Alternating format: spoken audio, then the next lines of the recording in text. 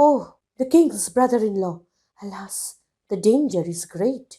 What should I do now?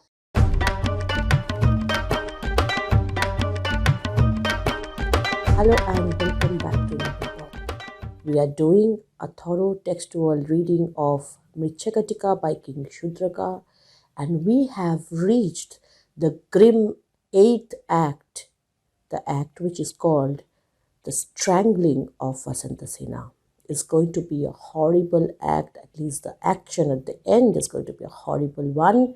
So don't skip anything because you really need to pay very close attention to what happens before this terrible tragedy strikes our heroine.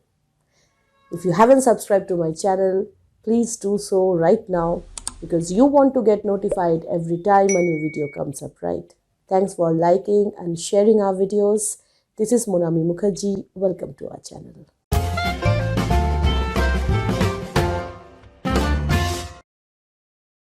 In the previous act, we have seen that Aryaka, who had escaped in the bullock cart that was supposed to bring in Vasantasena to Charudatta, he comes to Charudatta. Charudatta helps him and he escapes in the cart. At the end of that act, Charudatta notices a Buddhist monk coming into the garden and he wants to escape before anybody else sees him and catches him helping Aryaka. This Buddhist monk who enters the stage in the previous act is the monk whom we see in the beginning of the 8th act. So it's like a continuity on stage. This Buddhist monk, let me give you a spoiler, is none other than the gambler whom Vasantasena had helped in the very beginning of the play. He has come to this garden for a specific purpose, and before telling us why he has come here, he gives us a bit of his philosophy. He says, I have seen that all things are transitory, so that now I am become the abode of virtues alone. So he has transformed from a sinful life to a life of virtue, now that he has chosen the path of God. Who slays the 5 men? Now he's talking in metaphors. 5 men means 5 senses. In Buddhist philosophy, it's said that our sensations are the root causes of our troubles. And he says, who slays the 5 men? Who kills the 5 senses? And the female bane. Bane is punishment, you can say, or curse. Female bane, again, it's a sexist comment, but it means ignorance because women are always ignorant. They don't know anything about the world. And this lack of knowledge is killed when you become a Buddhist monk. By whom protection to the town is given. Town here is the human body.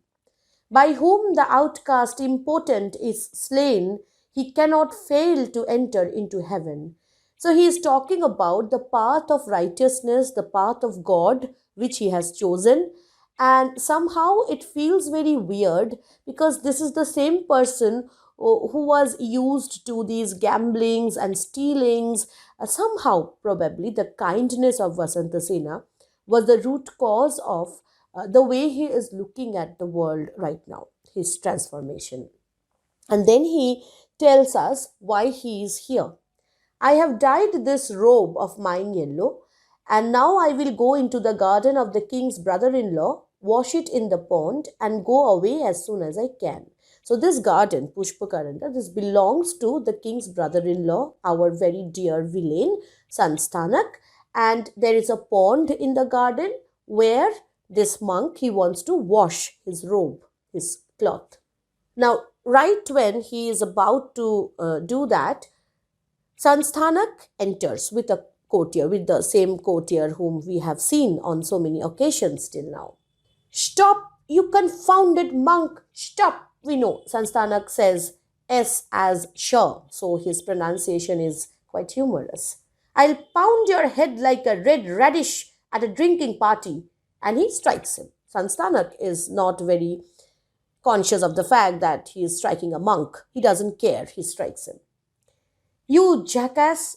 Now this courtier, when he speaks with Sansthanak, we realize that there is this superior position that the courtier has. Although technically Sanstanak is the king's brother-in-law, but since the courtier is a very educated man and he has mastery over knowledge, so Sanstanak gives a kind of respect to the courtier, and the courtier can easily call him names if he wants to. You jackass, you should not strike a monk who wears the yellow robes of renunciation. Renunciation means when you leave the world, the earthly world, okay, the materialistic world, and you go on this path to salvation, to God. Sannyas, that is salvation and renunciation. Why heed him? Look rather upon this garden which offers itself to pleasure. Why are you even bothered about what this monk is doing? Let's have a good time in the garden. And then he describes the beautiful garden. The monk, he feels that the courtier can save him. And he says, Heaven bless you, be merciful, servant of the Blessed One. And he wants to seek mercy, calling them servants of the Blessed One, that is, servants of God. Now, Sanstanak feels that he's calling him a servant and says he's insulting me. Did you hear that, Shar? He's insulting me. The courtier says that, why do you think that he's insulting you? Says, I'm a servant. What do you take me for? A barber? A servant of the Blessed One, he calls you. And this is praise. So the courtier wants to convince Sanstanak that this monk is not insulting you. He's calling you God's servant, which is a praise. Praise me some more, monk. And the monk says, you are virtuous, you are a brick. Okay, so in a way, Sanstanak again gets offended. You're calling me a brick. Okay, are you insulting me again? So what we gather is Sanstanak is not a confident man. He always needs reassurance that he is great. He lacks the kind of self-knowledge and he always looks for praise. So he is a very vain man, full of vanity. And when Sanstanak gets to know why this monk has come here at all, I mean to wash his clothes, he gets very angry. Confound the monk!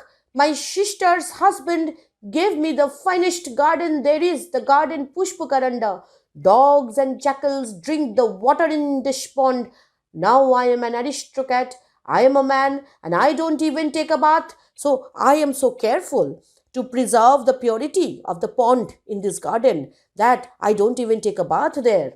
And here you bring your stinking clothes all stained with stale bean porridge and wash them. I think one good stroke will finish. And he starts beating again.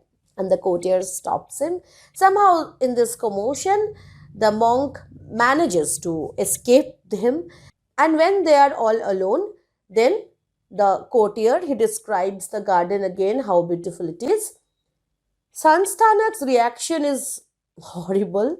He sits down and says, do you know, sure, I remember that Vasantasena even yet, she is like an insult. I can't get her out of my mind. So he's still thinking about Vasantasena. And the courtier feels that it is not right for Sanstanak to think about her. And he says in an aside, he remembers her even after such a repulse, such a rejection. For indeed, the mean man, a mean-minded man, whom a woman spurns, whom a woman rejects, hates, but loves the more. So if a person is mean-minded, then if a woman rejects him, he will love her more, will desire her more. It becomes an obsession for the man. The wise man's passion gentler burns or passes over. If a person is wise, then after any rejection, that man will stop thinking about that woman. That is the sign of wisdom. But Sanstanak is not a wise man at all. Now Sanstanak gives the information which we already have. Some time has passed, sir, since I told my servant Stavaraka to take a bullock cart and come as quick as he could. So he tells that he's waiting for Stavaraka to arrive with a bullock cart. And even yet he is not here. I've been hungry a long time. So he starts complaining.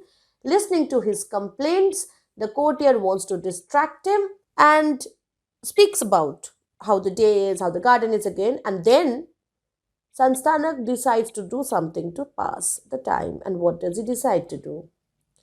Well, sure, that servant isn't here yet. I'm going to sing something to pass the time. So he's going to sing a song, good heavens. And he starts singing, and then he waits for some appreciation because the courtier isn't responding. So he asks, there, sure, did you hear what I sang? What shall I say? How melodious. The courtier is not at all impressed by the song that he's singing, but he has to say something, so he says it's very melodious. Why shouldn't it be melodious? Of course, he is using a different word. He's not saying melodious, he's saying malodorous. If you take it literally, it means having a bad odor, malodor. Anyway, it's Sanstanak we are talking about. And now he again begins. Of nutgrass and cumin, I make up a pickle of devil's dung, ginger and orris and trickle. That's a mixture of perfumes I eagerly eat. Why shouldn't my voice be remarkably sweet? Well, that's possibly the way he sang it. Well, sure, I am just going to sing again. There, sure, did you hear what I sang? What shall I say? How melodious. So, repetition, okay. Why shouldn't it be melodious? Of the flesh of the cuckoo, I make up a chowder with devil's dung added and black pepper powder. With oil and with butter, I sprinkle the meat. Why shouldn't my voice be remarkably sweet? So, this is a funny moment that we have on stage. Shanstanak trying to convince the courtier that he is a good singer. The courtier actually is trying to let time pass and just saying anything to please Sanstanak for the moment.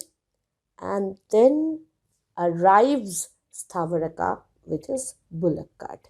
Inside the cart of Stavaraka, we have Vasantasena. And she is not very excited at the moment. Why? Because she can hear the voice of Stavaraka, the driver, who speaks out. And then she says that this is not Vardhamanaka's voice. And then she thinks maybe Charudatta sent a different driver, and she's trying to be optimistic, although she has her misgivings. Sanstanak, seeing that Stavaraka is here, he says, Stavaraka, my little son, my slave, are you here? Yes, sir. And then maybe there's a wall, and Stavaraka can't bring the bullock cart to this side, but Sanstanak won't walk a little even. So he wants the cart to be brought to him. Is the cart here? Yes, sir. Are the bullocks here? Yes, sir. And are you here? Yes, master, I am here too. Then drive the cart in. By which road? Probably they are sitting at a place where there is no direct road. There's a wall, perhaps. The bullock cart can't come in. Right here, where the wall is tumbling down. Oh, master, the bullocks will be killed. The cart will go to pieces, and I, your servant, shall be killed. So there might be an accident if I want to make the bullocks jump over the wall or the broken parts of the wall. I am the king's brother-in-law, man. If the bullocks are killed, I'll buy some more. If the cart goes to pieces, I'll have another one made. And if you are killed, there will be another driver. So this man has no consideration for his cart, for the bullocks, and of course for his servant too. What kind of a man is Sanstanak? He is a foolish man, of course, that is for sure. And at the same time, there's a strange kind of cruelty in him. Cruelty and stupidity, when you combine these two things, that's a deadly combination. I would rather have a wise, dangerous man harming me than a foolish, dangerous man harming me. That's even like this is something that Shudraka knows. If you make a villain dangerous, powerful, and at the same time stupid, then you can make situations very complicated. You begin to laugh at what he is doing, and before you notice, you will reach the point where he's doing something very terrible. And then you would start thinking that why was I even laughing at what this man was doing? Laughter and cruelty, they don't go hand in hand. But don't they? If I look at Bakhtin and the way he looked at carnival, he said that carnival has an element of cruelty in it. When you will read 12th Night, you would realize what I'm trying to say. Whenever we laugh at someone's expense. Okay, we make fun of someone and we laugh. When we are laughing at Sanstanak, we are belittling him. We are seeing him as smaller, as stupider than we are. And then when he ends up doing terrible things, then we begin to question our laughter. So, this mixture of carnival, cruelty, mirth, and joviality with terrifying psychosis, you can see this man is psychotic, neurotic. This is a strange invention of Shudra Khan. Nowhere in the history of Indian classical drama or even Western drama, I have seen this huge crisis in a character which is so shallow and at the same time so much capable of hurting people. The driver says everything will be replaced except me. Let the whole thing go to pieces. Drive in over the wall. He wants the cart to be brought in. The cart is brought in. Thankfully, nobody dies. Now, after the cart is brought in, they go in to discover that Vasantasena is inside the cart. Now, this discovery is also made in a very funny way. Sanstanak, he gets inside the cart and he sees Vasantasena, but he doesn't recognize her. He just looks that there's a woman there and he comes out thinking that it's a witch. Oh, you're a dead man. There's a witch or a thief that's sitting and living in my bullock cart. If it's a witch, we'll both be robbed. If it's a thief, we'll both be eaten alive. Witches eat alive, thieves rob. But Sanstanak, mixes up the two. And he says that if it's a witch, we will be robbed. And if it's a thief, we will be eaten alive. Don't be frightened. How could a witch travel in a bullock cart? I hope that the heat of the midday sun has not blinded you. The courtier thinks that Sanstanak is having a hallucination, that there is nobody inside the cart. Now, listening to all that, Vasantasena inside the cart starts to feel very anxious because now she knows that it is Sanstanak's cart that she has boarded on.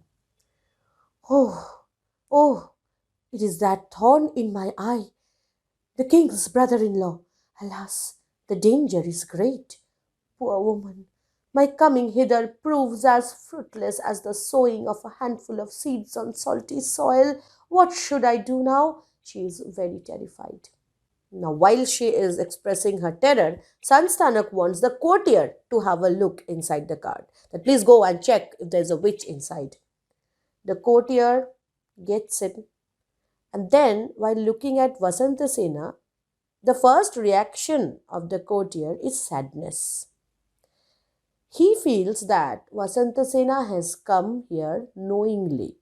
She wants to be with Sanstanak. Now, this is the same courtier who has expressed his love for Vasantasena earlier too. We know that this man really loves Vasantasena. And somehow he feels very disappointed that this woman is choosing Sanstanak. And he says, is it possible the gazelle follows the tiger? Who is the tiger? Sanstanak. And the gazelle or the deer is Vasantasena. So usually the tiger hunts the gazelle down, but here the gazelle has come, the deer has come to the tiger. So is it even possible? Her mate is lovely as the autumn moon. He knows that. Vasantasena's mate, Charudatta, is like the moon. He is so handsome.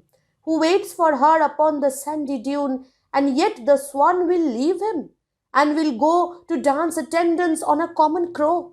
So Sanstanak is like a crow compared to Charudatta. And Vasantasena, the swan, she has come to dance with the crow, leaving her moon. And he addresses Vasantasena in this way. Vasantasena, this is neither right nor worthy of you. Your pride rejected him before. You had earlier rejected Sanstanak, yet now for gold and for your mother's will. So he thinks that Vasantasena has come here either because of her mother's will. Her mother wanted her to come because she was going on sending the bullock carts for her to come, or maybe she was greedy and she wanted the gold that Sanstanak was offering. No, she refuses any such thing. Like, no, I'm not come here for that. Your nature knows your pride no more. You honor him, a common woman still. Did I not tell you to serve the man you love and him you hate?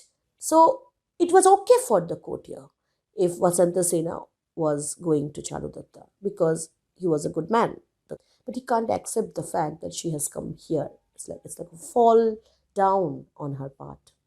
I made a mistake in the cart, and thus I came hither. I throw myself upon your protection. So she wants to be protected by the courtier. This is again ironic because she has been using this courtier time and again in the first act, and then again like in the storm act, and now again here. And every time the courtier does his best to protect her. Do not fear. Come, I must deceive him. So he goes back to Sanstana, tries to convince him that there is a witch in the cart. So let's not get inside the cart. Let's just escape the witch. Let's just walk away. Sanstanak says, what will happen if we walked? And Kotia says, we should have some exercise and should avoid tiring the bullocks. Sanstanak first decides to walk. That's fine. And then he realizes, why should I walk? All right. Stavaraka, my slave, drive on. But no! Stop! Stop! I go on foot before gods and Brahmins. Not much. So, I walk on foot only when I have to go to a temple. But this is a garden, my garden. What should I walk here? I'll go in my cart so that people shall see me a long way off and say, there he goes, our master, the king's brother-in-law. So he is such a megalomaniac, vain man that all he thinks about is how people see him, how people glorify him. Nobody glorifies him. This is something that he really wants people to do. Then the courtier realizes that there's no point in hiding the fact that Vasantasena is inside the cart, and he reveals the fact. Jackass, this is Vasantasena, come to visit you. Heaven forbid! Vasantasena feels that now she cannot escape. Oh, to visit me, an aristocrat, a man, a regular Vasudeva. So he is again talking about him being a Vasudeva. Yes, this is an unheard of piece of luck. I'm so lucky Vasantasena has come to meet me. That other time I made her angry, so now I'll fall at her feet and beg her pardon. So he decides to again approach her. I'll fall at her feet myself. He approaches Vasantasena. Little mother, mama dear, listen to my prayer. So he chants the kind of prayers which begin with mother, and he doesn't even realize that he is addressing the courtesan whose love he seeks. So all his words are very inappropriate, the way he uses them. But this is Sanstanak. We can't expect him to say appropriate things, can we? I fold my hands and fall before thy feet. Thine eyes are large, thy teeth are clean and neat, thy finger-nails are 10. Forgive my slave. What? Love tormented, he offended, sweet. So he's blabbering now, praising Vasantasena, trying to win her love. Leave me, your words are an insult. And she spurns him with her foot. She tries to kick him away. Now he gets angry. This head that mother and the mama kissed, that never bent to worship God I wist, upon this head she dared to plant her feet. She is kicking my head which is, which was loved by my mother, which I didn't even bow down before gods. Like jackals on the carrion they meet. Stavaraka, you slave, Where did you pick her up? Now he wants to know from where she is coming. And we know that's going to make him even more angry. Stavaraka says that she has come from Charudatta's house. Okay. Oh, she mistook my cart for another and didn't come to see me. Oh, she hasn't come to see me. It is by mistake that she is here. Get out of my cart. Get out. You're going to visit your poor merchant's son, are you? Those are my bullocks you're driving. Get out. Get out, you slave. Get out. Get out. There is no respect in him anymore. Truly, you honor me when you say that I came to see Charudatta. Now, what must be, must be. So, even in the face of such horrible impending doom, Vasantasena, when she hears about Charudatta, her expression changes. She feels that she is honored when she is associated with him in some way, even when she is facing such grave danger. But Sansthanak is out of his limits now. Like, what is he saying here? These hands of mine, 10 finger naily, these hands show lotus leafy, are itching anxious girl to dally with you. And in a jiffy, I'll drag your sweetness by the hair from the cart wherein you ride, as did Jatayu, Bali's fair, the monkey Bali's bride. Again, epic mistakes. I mean, mistakes about epics that Sansanak does. He talks about Bali and Jatayu and talks about an incident where Jatayu had pulled Bali's bride by her hair, but trust me, nothing like that ever happened in the history of Ramayana. So he is very angry and he wants to drag her out. Who was the woman who was dragged out? You know, somebody pulled her hair, brought in out, and that led to a huge battle. Write down in the comment section. I know you know the answer. Okay, let's come back to the text.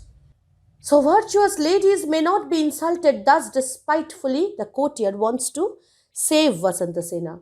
Nor garden creepers may not be robbed of their leaves so cruelly. Stand up, man. I will help her to alight. Come, Vasantasena. So, Vasantasena comes down. Now, Sansthanak, in an aside, he is telling us what he is really thinking.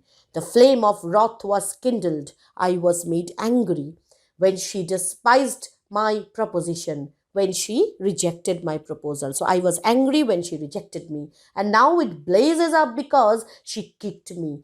So now I'll murder her. Good, this way. Aloud, he says. Now, this plan to murder Vasant is something he keeps to himself. And aloud he says, well, sure, what do you want? The courtier says, well, you tell me what you want. Do me a favor. Certainly, anything, unless it be a sin. So, okay, tell me, what do you want me to do? The courtier is asking him. There is not a smell of sin in it, sir, not a perfume. Speak then. Murder Vasantasena. So he wants the courtier to murder Vasantasena. The courtier stops his ears, something he can't even think about. A tender lady, gem of this our city, a courtesan whose love was stainless ever. If I should kill her, sinless, without pity, what boat would bear me on the gloomy river? The gloomy river which you cross after you die. You get on a boat and you cross over. And he feels that if he kills Vasantasena, the innocent Vasantasena, then he won't even have any boat to lead him on to the next journey, after this life. So he is bothered about his soul here. I'll give you a boat. I'll give you the boat on which you can ride to your heavenly place. And besides, in this deserted garden, who will see you murdering her? So there is nobody to even see you. The courtier knows that even when nobody can see him murder her, even then he will be seen. How? The regions 10, the forest gods, the sky, the wind, the moon, the sun whose rays are light, virtue, my conscience, these I cannot fly. nor earth that witnesses to wrong and right. Everything will be witness to my crime. It's not human beings I'm bothered about. It's about my own soul that I'm thinking. Well then, put your cloak over her and murder her. So you just hide her in your cloak and then you kill her so that you won't even know that you're killing her. That's as stupid as it gets. You fool, you scoundrel. The old dog is afraid of a sin. Never mind, I'll persuade Sthavaraka, my slave. This is again interesting that he does not directly go and kill her. He wants others to do it for him. He is feeling shaky, hesitant, even when he wants her to be dead. He now approaches Sthavaraka. First, he wants to bribe him. He says, "My little son, my slave, I'll give you golden bracelets." Sthavaraka is happy. "And I'll wear them. And I'll have a golden sheet made for you. And I'll sit on it." Sheet means seat. Okay, we'll get a chair or something for him made of gold. "And I'll sit on it. I'll give you all my leavings and I'll eat them. I'll make you the chief of all my servants. Master, I'll be the chief." So Sthavaraka is happy that he's going to be promoted. "You only have to attend to what I say." So only one condition. "Master, I will do anything unless it be a sin." He is saying the same thing, that I can do anything, but I can't do a sin. There's not a smell of sin in it. So there's a repetition. He is convincing Sthavaraka in the same way he convinced or he wanted to convince the courtier. "Then speak, master." "Murder Vasantasena." "Oh, master, be merciful. Unworthy as I am, I brought this worthy lady hither." He's already feeling guilty that because of him, Vasantasena is in a mess right now. "Because she mistook this bullock cart for another." "You slave, aren't I your master?" "Master of my body, not my character." So this is also very honorable of Sthavaraka to hold his ground, that there's a limit to what I can do for you. I can't cross that. "Be merciful, master, be merciful. I'm afraid." "You are my slave. Who are you afraid of?" "Of the other world, master." "Who is this other world?" "Master, it is a rewarder of righteousness and sin." So this is the idea in Hindu religion, not just Hindu religion, it's like any religion tells you that there is a reward system for all the right things you do, and there is a grave punishment for all the wrong things you do. So he is afraid of the fact that he has to answer for this grave sin if he kills Vasantasena. But Sansthanak doesn't want to listen to all that. "What is the reward of righteousness?" "To be like my master, with plenty of golden ornaments." So Sthavaraka tries to convince Sansthanak in the way Sansthanak understands. Sansthanak understands materials, economic gains. So he says that reward of righteousness is being like you. "What is the reward of sin?" "To be like me, eating another man's bread. That is why I will do no sin." "So you won't murder her." He beats him with all his might. "You beat me, master. You may kill me, master. I will do no sin." Vasantasena, she is really scared and she wants the protection of the courtier. That's the only person who can protect her right now. The courtier wants Sansthanak to stop beating Sthavaraka and says, "Pardon him, jackass. Well done, Sthavaraka. Does this poor miserable slave seek virtue's meed beyond the grave?" Meed here is honor or praise. Now, this slave, Sthavaraka, he is also bothered about things like virtue, things like reward of the other world. But is his lord indifferent? Lord means the master, here Sansthanak. Then why are not such creatures sent to instant hell, whose sinful store grows great, who know not virtue more?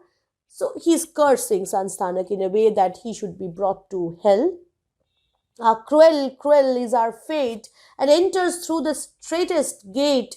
Since he is slave and you are lord, since he does not enjoy your hoard, since you do not obey his word. So, this is the irony of life, that the virtuous man, because he is a slave, he is being beaten, punished, whereas you, who is a vicious man, you are not given any punishment. Sanstanak is very frustrated with both of them, that they are useless. They can't even murder a girl when I ask them to. And he says, the old jackal is afraid of a shin. Old jackal is the courtier. Okay, so he's afraid of a sin. And the lifelong slave, that is Stavaraka, is afraid of the other world. Who am I afraid of? I, the king's brother in law, an aristocrat, a man. So this was his aside. He's telling this to himself. And then aloud he says, well, servant, you lifelong slave, you can go. Go to your room and rest and keep out of my way. So he wants Stavaraka to be gone. And after Stavaraka leaves, Sanstanak says, wait a minute, Vasantasena. Wait a minute. I want to murder you. Now he is directly, kind of applying to her that, wait, I'm going to murder you. You will kill her before my eyes? So the courtier, takes a last resort, captures Sanstanak and tries to stop him. Sanstanak falls to the ground. Sir, you are murdering your master. Technically, Sanstanak is on a higher level of hierarchy. So he says that you are murdering your master. I always fed him fat with meat and gave him butter too to eat. Now for the friend I need, I search. Why does he leave me in the lurch? So he is saying that the courtier is turning against him. Instead of supporting him, he's actually trying to kill him. Good, I have an idea. Now Sanstanak has an idea how to get rid of the courtier. The old jackal gave her a hint by shaking his head at her. So I'll send him away and then I'll murder Vasantasena. That's the idea. And then aloud he says, Sir, I was born in a noble family as great as a wine glass. And how could I do that shin I spoke about? I just said it to make her love me. So he's trying to pretend that he was not having any intention of murdering Vasantasena. It was like a joke. And then he tries to convince the courtier that she is ashamed to confess her love when you are here. Please go. So Vasantasena is a shy girl. She loves me, but she doesn't want to tell it in front of you. So please leave so that she can be with me like she desires. My servant Stavaraka has gone too, after getting a beating. He may be running away. Catch him, sir, and come back with him. The courtier, he wants to make sure that Sanstanak is saying the truth. Of course, he is suspicious, and in an aside, he says, Vasantasena is too proud to own, while I am near, her love for one so crude, that maybe Vasantasena is in love with Sanstanak. But in that case, in front of me, she will not be very proud to say that. Because she knows how I feel about her. She knows how I feel about Sanstanak. So it will be difficult for Vasantasena to admit that she loves Sanstanak. So now I leave her here with him alone. Love's confidences long for solitude. So it is important for lovers to have some lonely time. So let me just go away from here. Before he leaves, he tells Sanstanak that he has to promise him that nothing will happen to Vasantasena and says, Vasantasena is a pledge committed to your hand. All right, just let her be committed to my hand. It's a pledge that I'll execute. Execute has, double meanings. One meaning is the pledge will be honored, executed in a sense that I will maintain the pledge, I will keep the pledge, that is, execute the pledge. And another meaning for execute is to kill somebody. So here he is playing with this word. Are you honest? Honest. The courtier, he decides to wait, hidden somewhere. If I go, the wretch might kill her. I will conceal myself for a moment. I will hide. I will try to see what's happening. Sanstanak, although he is stupid, otherwise, he has great cunning when it comes to these things. This is very strange because otherwise he's a stupid man. But when it comes to mischief, he is very instrumental. He knows that the courtier might hide and try to observe him. So he does not jump straight away to kill Vasantasena. What he does, he decides to gather some flower, okay, and adorns himself and then says, Vasantasena, Vasantasena, my love, come. So he's trying to behave as if he is offering himself to her. Seeing that, the courtier feels that maybe he should leave now, give them some privacy, and leaves. Sanstanak approaches Vasantasena. So now they are alone on stage, nobody else is there. He makes a last effort here. I'll give you gold, I'll call you sweet. My turbaned head adores your feet. Why not love me, my clean-toothed girl? Why worship such a pauper churl? How can you ask? O base and vile, O wretch, what more? Why tempt me now with gold and power? The honey-loving bees adore the pure and stainless lotus flower. So she is stuck, adamant that no, I cannot be with you. Though poverty may strike a good man low, peculiar honor waits upon his woe, and it is the glory of a courtesan to set her love upon an honest man. She is very proud of the fact that this love she has for Charudatta has made her go above the station of the courtesan. It's an honorable position for her, and she wants to stick to it. And I, who have loved the mango tree, I cannot cling to the locust tree. So she compares Sanstana to Charudatta and says that he is the mango tree and, well, Sanstanak is the locust tree. Wench, you make that poor little Charudatta into a mango tree and me you call a locust tree, not even an acacia. So he was expecting at least some degree of mercy from her, but she is calling him so useless. That's the way you abuse me, and even yet you remember Charudatta. So even when you are abusing me, you are remembering him. Why should I not remember him who dwells in my heart? This very minute I am going to strangle him who dwells in your heart, and you too. So he's very angry now. Understandable, because you combine stupidity, cunning, narcissism, and you of course get this back. Like, this is Sansthanak. Stand still, you poor merchant man's lover. Again he uses that expression, merchant man. And the more he uses the expression merchant man, which refers to Charudatta, Vasantasena feels happy. Strange. Oh speak again these words that do me honor. Just let poor Charudatta, the son of a slave, rescue you now. He would rescue me if he saw me. So she knows that Charudatta would help her if he was here, but he's not here. But even if he was, he couldn't rescue you, as Sita in the Bharata was killed by good old Chanakya.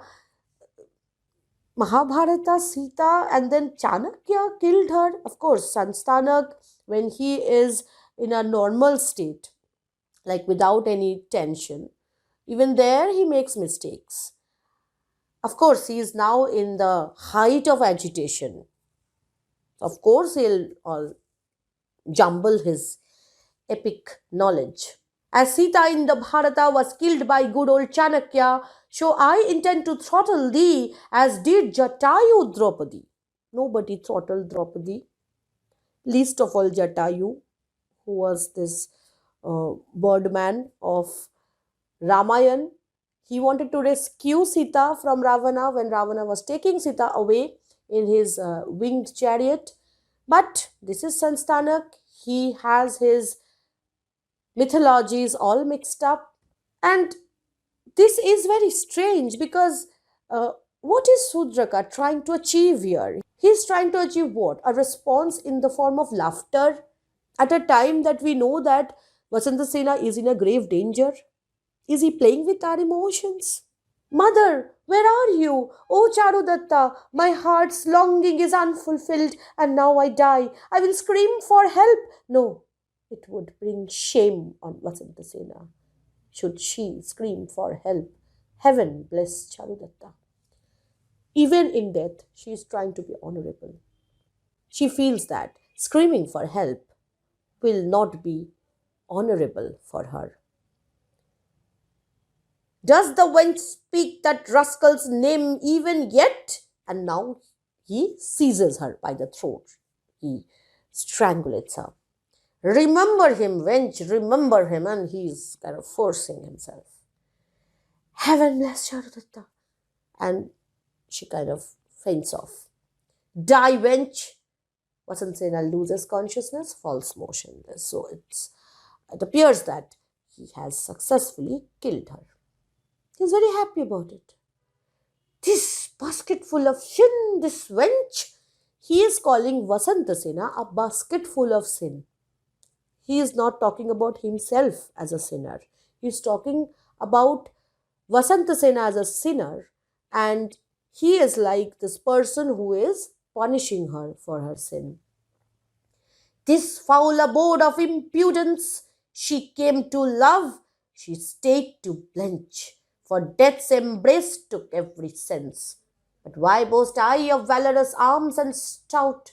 She simply died because her breath gave out. I didn't kill her. She stopped breathing.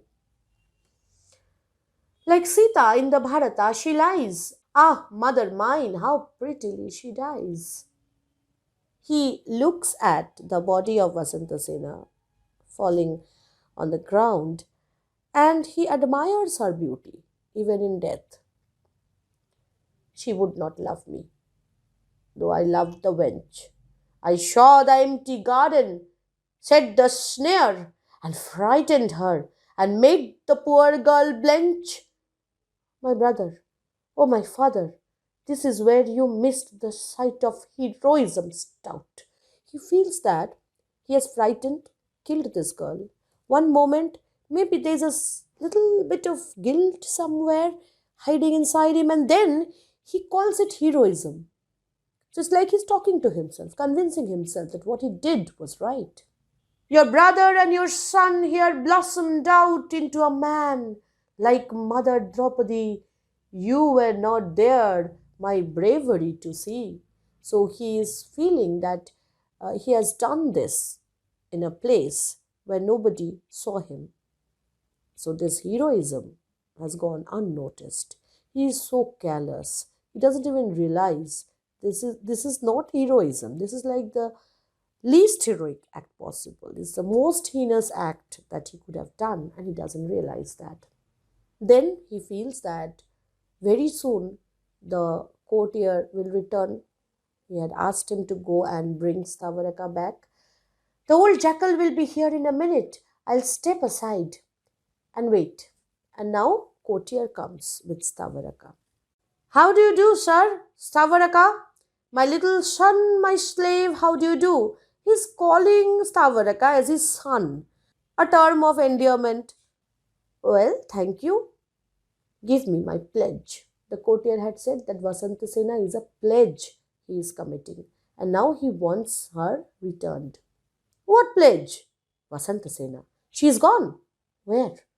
Right after you. No, she did not go in that direction. In what direction did you go? Toward the east. Well, she went south. So, courtier says, I also went towards south. So did I. She went north. This is nonsense. My heart is not satisfied. Speak the truth. I swear by your head, sir, and my own feet. I swear by your head, not my head. Okay, so that's again tricky. You may be easy in your heart. I murdered her. Now he is giving him the truth. You really killed her? If you don't believe my words, then she the first heroic deed of Sansthanak, the king's brother-in-law. He points out at the body. Alas, who is me? And he swoons. The gentleman is calm enough now, is fainted. Stavaraka is feeling so guilty. Sir, come to yourself. I am the first murderer, for I brought the bullock cart hither without looking into it. The courtier comes to himself and says, Alas, Vasantasena, and they are very sad. They are very sad, of course. And they are very angry with Sanstanak. And Sanstanak manages to tell them that, see, don't try to be hard on me, because I can prove in the court that you have murdered Vasantasena. And he says, First you murdered Vasantasena in my old garden Pushpakaranda, and now where will you run to? Come, defend yourself in court before my sister's husband. So the king is my brother-in-law. So whatever I will tell, he will accept. Enough, you accursed scoundrel. And now the courtier draws his sword. Now Sanstanak is a bit scared because he doesn't have actual heroism in him.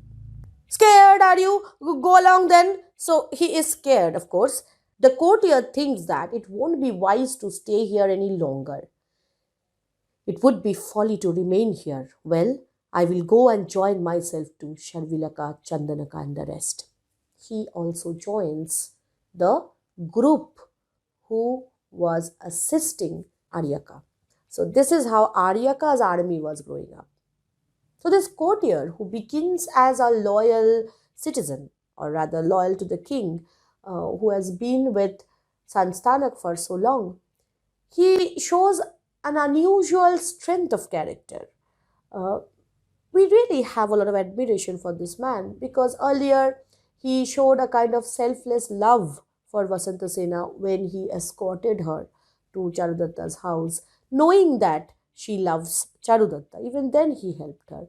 Here in this scene especially, he takes a lot of risk, and yes, he is unable to save her, but the kind of decision he takes at the end to leave Sanstanak, to stop his support for the king, join with the rebels, this shows that this courtier has a strength of character, a kind of heroism, which led to the fall of the king in the play. Sanstanak drives Tavraka away, says, You leave, and then goes to the body of Vasantasena lying there and says, I'll go along, but first I'll take a look at her. Is she dead, or shall I murder her again? So it's not about of impulsive action that we have seen in him. It's not like he accidentally killed her. He's saying that if she's not dead now, he would murder her again. So this is a deliberate act of killing, like a first degree murder, if you say. He looks at Vasantasena, dead as a doornail. Good, I'll cover her with this cloak. No, then first he decides to cover her with his cloak. But then he realizes that everybody would recognize his cloak. If somebody might recognize it, he'll be in trouble. No, it has my name on it. Some honest man might recognize it. Well, here are some dry leaves that the wind has blown into a heap. I'll cover her with them. So he covers her body and then reflects, stops and thinks, good, I'll do it this way. I'll go to court at once, and there I'll lodge a complaint. Now he's planning what else can be done, what more harm can be caused to the society. And let's see what he's cooking here. I'll go to court at once, and there I'll lodge a complaint. I'll say that the merchant Charudatta enticed Vasantasena. He brought Vasantasena here, lured her into my old garden, Pushpakaranda, and killed her for her money. Yes, Charudatta must be slaughtered now. He has a real grudge against Charudatta because he thinks that it is because of Charudatta that he is rejected. And I'll invent the plan, forgetting pity. The sacrificing of a sinless cow is cruel in the kindest hearted city. So he knows that Charudatta is like a sinless cow. and still he wants to execute him. Now, I'm ready to go. He starts to go away, but then he notices a figure, the monk, and he says, "Goodness gracious me! Wherever I go, this damn monk comes in with his yellow robes. I bored a hole in his nose once and drove him around." Now, there's a history in his life where he actually bored a hole in the nose of a monk and drove him like a bullock. So, he has been cruel to monks just for the sake of playing tricks or mischief. And now, whenever he sees monks, he feels that they might do something to him as an act of retaliation, and he wants to escape this place. "Perhaps he'll see me and will tell people that I murdered her. How shall I escape? Aha, I'll jump over the wall where it is half fallen down and escape that way." Now he runs away. Now, the Buddhist monk, ex shampooer, the gambler, he comes. "I have washed these rags of mine. Shall I let them dry on a branch?" Now, he had come here to wash his garments and now he wants to dry them. So he's looking about, for a proper place to dry them up. Ah, here is a pile of dry leaves which the wind has blown into a heap. We know that the body of Vasantasena is buried under the heap of leaves. So he can't see the body yet. He can see the heap of leaves, and he decides to go and spread his cloak there to get it dried. He sits down, he spreads his cloak. "Now I will repeat a hymn of the faith." And now he is uh, praying to God in his Buddhist way. Again, the same prayer: "Who slays the 5 men and the female bane, by whom protection to the town is given, by whom the outcast impotent is slain, he cannot fail to enter into heaven." So he goes on saying the same prayer. Then he realizes this is talking about heaven. And then he says, "After all, what have I to do with heaven before I have paid my debt to Vasantasena, my sister in Buddha?" So he has considered Vasantasena as her sister in Buddha. It's like a god sister, like you have godmothers and godfathers. So she is like a god sister for him. And he feels that he owes his life to her. She has saved her and he wants to repay her. But he knows that there is no way that he can repay her. So, how can he think about heaven? "She bought my freedom for 10 gold pieces from the gamblers, and since that day I regard myself as her property."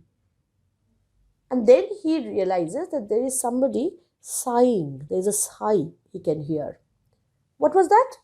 A sigh that arose from the leaves? It cannot be. The heated breezes heat the leaves, the wetted garment wets the leaves, and so I guess the scattered leaves curl up like any other leaves. So he thinks that maybe the heat of the sun drying the garment is creating that kind of breath like sound in the leaves. And there Vasantasena begins to gain consciousness and stretches out her hand. So a hand gets up through that heap of leaves. "Ah, there appears a woman's hand adorned with beautiful gems." And then the second hand comes. "What? A second hand?" He examines it with the greatest care, and now he recognizes the ornaments and the hands. Okay. "It seems to me I recognize this hand. Yes, there is no doubt about it. Surely this is the hand that saved me, but I must see for myself." Now he uncovers the body, moves the leaves about, looks at it and recognizes it. "It is my sister in Buddha." Vasantasena pants for water. "Ah, she seeks water, and the pond is far away. What shall I do?" An idea. "I will hold this robe over her." So that robe is wet, which he wanted to dry. So he holds that robe just on top of her lips so that water drops down, and let it drip upon her. Vasantasena recovers, raises herself. The monk fans her with his garment. So he's trying to cause comfort to her. "Who are you, sir?" Vasantasena can't recognize the monk. Of course, that gambler, shampooer, his head is now shaven. And it's not expected that Vasansena would remember the face of this gambler or shampooer she saved. Has my sister in Buddha forgotten him whose freedom she bought for 10 gold pieces? I seem to remember, but not just as you say. It were better that I had slept, never to waken. What happened here, sister in Buddha? Nothing but what is fitting for a courtesan. Vasantasena has a strange acceptance of her misery. She feels like the kind of happiness she was waiting for. She was anticipating the union with Charudatta in the garden. That happiness was not something she deserved, or rather was worthy of. She feels that being a courtesan makes her deserve shame, hatred, insult, and even murder. Sister in Buddha, support yourself by this creeper. So he offers her the creeper that was maybe hanging from the bough so that she can hold that creeper and get up. You might ask me that why didn't he actually pick her up by hand? And there is one answer to it. The Buddhist monks, they practice abstinence. They don't touch any woman. So although he is calling her a sister, he cannot touch her body, cannot pick her up. So that's why he is offering her a creeper, soft stem of a plant, so that she can raise herself up. In yonder monastery dwells one who is my sister in the faith. So now he wants her to go to a monastery where a Buddhist nun, she is there, who's like a sister to him. There shall my sister in Buddha be restored before she returns home. You must walk very slowly, sister. So he shows a lot of tender concern for her, affection for her. He walks about and looks around him. Make way, good people, make way. This is a young lady, and I am a monk. Yet my conduct is above reproach. The man whose hands, whose lips are free from greed, who curbs his senses, he is man indeed. He little recks if kingdoms fall or stand, for heaven is in the hollow of his hand. So he, of course, shows a lot of strength of character, and at the same time, we admire him. Uh, and it is surprising that good deeds are seen to actually bring rewards. Vasantasena had done this good deed, had shown kindness, and she got repaid.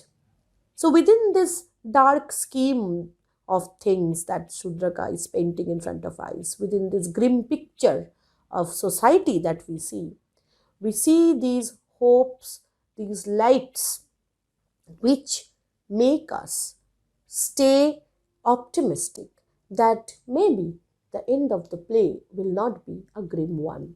Although the next act is going to bring some more crisis to light. Here in this act, we have not seen Charudatta anywhere.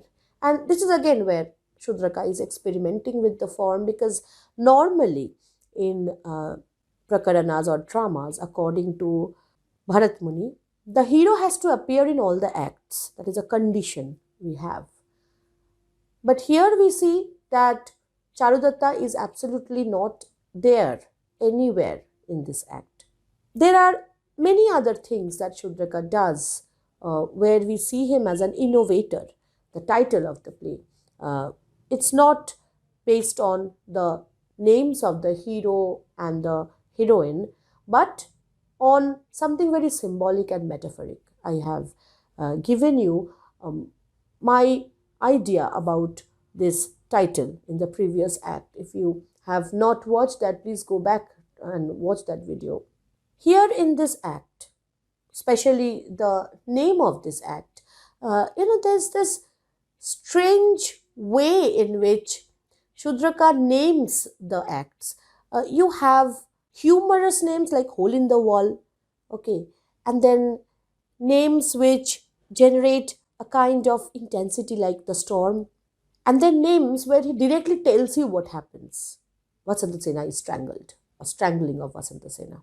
So here we see Shudraka is dealing with not just one single story or one single emotion or even one single plot line. He goes on experimenting with a variety of tone, a variety of expression, a variety of characterization.